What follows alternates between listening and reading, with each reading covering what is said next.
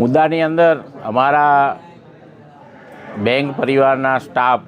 હરીશચંદ્ર પટેલ સેવાલિયા બ્રાન્ચના મેનેજર હતા અને અમારી બેંકની અંદર તારીખ 17ના રોજ નાબાર્ડ દ્વારા ઇન્સ્પેક્શન થવાનું છે અને તે સમયે બેંકના બ્રાન્ચ મેનેજરોને પોતાની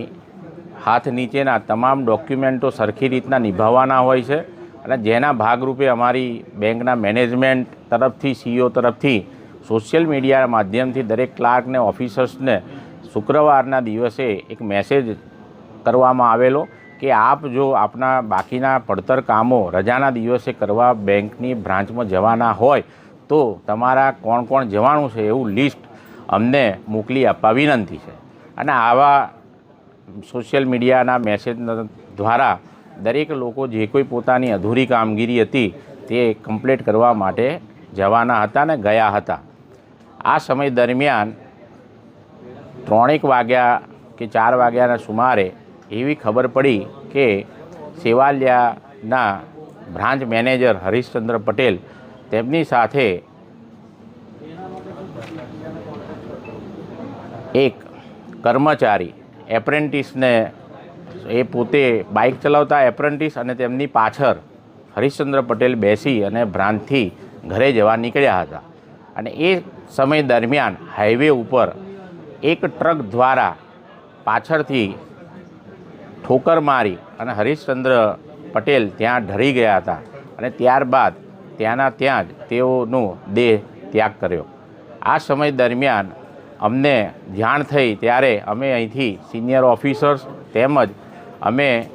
પોલીસ વિભાગના વડાને પણ જાણકારી આપી કે અમારા કર્મચારીને આવી દુઃખદ ઘટના બની છે અને વહેલામાં વહેલી જે કંઈ પ્રક્રિયા હોય એ પૂર્ણ થાય. અને એના ભાગરૂપે જ્યારે આ બધી જ કામગીરી પૂર્ણ થયા બાદ ત્યારે ત્યાં આગળ અમુક લોકો એટલે કે અમારી જ બેંકના જે 1-2 કર્મચારીઓ ઉપર ઇન્ક્વાયરી ચાલે છે જેમના દ્વારા આ બેંકમાં ખૂબ મોટા પ્રમાણમાં જૂના સમયની અંદર બેદરકારી દાખવીને બેંકને નુકસાન થાય તેવા કૃત્ય કરેલ હતા. તેવા લોકોએ કે આવું રજાના દિવસે અમારા કર્મચારીઓને બોલાવીને જો આવો અમારું અસર થાય તો આવા ખોટા આક્ષેપો કરી અને અમારા સિનિયર ઓફિસરોને બોલતા હતા.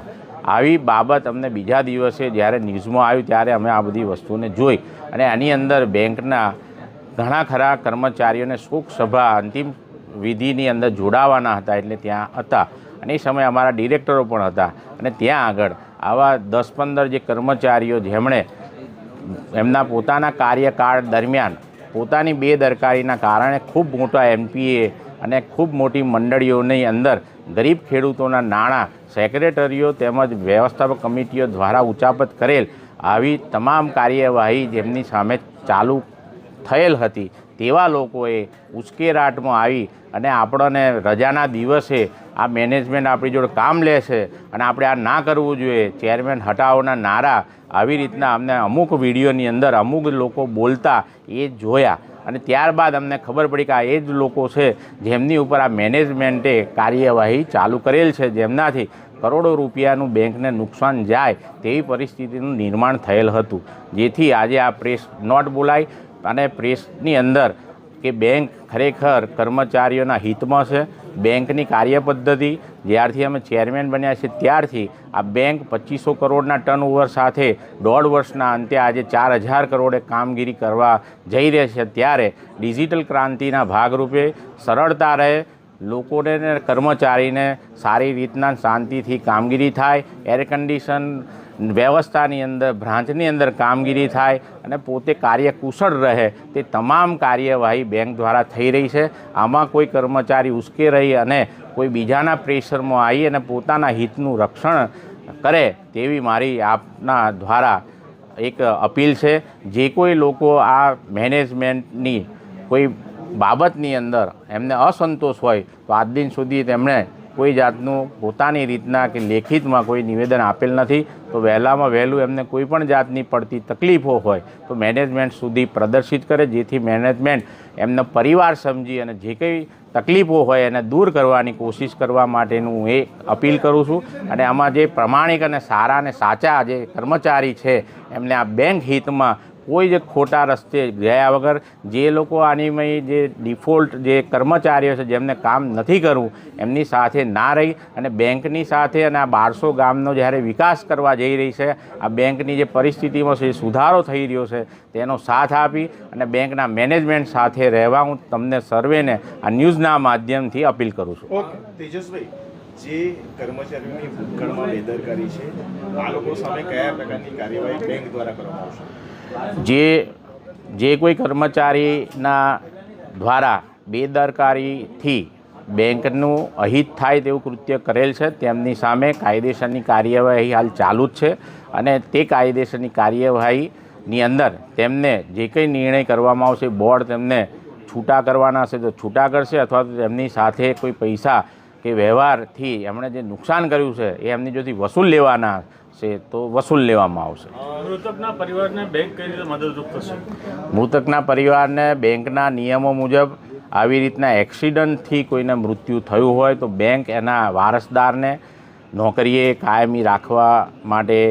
એક આવેદન કરે છે અને તેની સાથે સાથે હું પોતે પણ ચેરમેન તરીકે આ જે કરુણટીકા થઈ છે જ્યારે હરીશચંદ્ર પટેલના પોતાના જ કોઈ પરિવારમાં અન્ય કોઈ એમના પત્ની સિવાય અને એના બાળક સિવાય કોઈ ના હોય તો હું પોતે મારા સ્વખ ભંડોળમાંથી 5 લાખ રૂપિયા જાહેર કરું છું અને તેની સાથે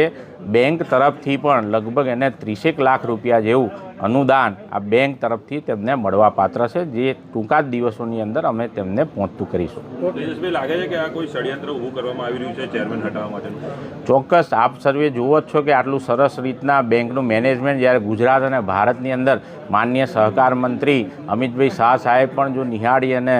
એનાથી પ્રભાવિત થયા હોય તો બેંક એના ખૂબ સારા પરિણામો તરફ જઈ રહી છે અને જે લોકો આ કરવામાં સક્ષમ નહોતા અને તેમને લોકોએ જ્યારે હટાયા તો એવા જ ઈસમો આ બેંકને નુકસાન કરવાની ધારણા રાખે છે. પરંતુ આજે અમારું બોર્ડ એકજૂટ છે, લોકો પણ એકજૂટ છે અને આને કંઈ જ થવાનું નથી અને આ જ રીતના અને આથી પણ સારી રીતના બેંક આગળ ઉત્તર પ્રગતિ કરે તે દિશામાં મેનેજમેન્ટ કામ કરવા જઈ રહ્યું છે. તેજસભાઈ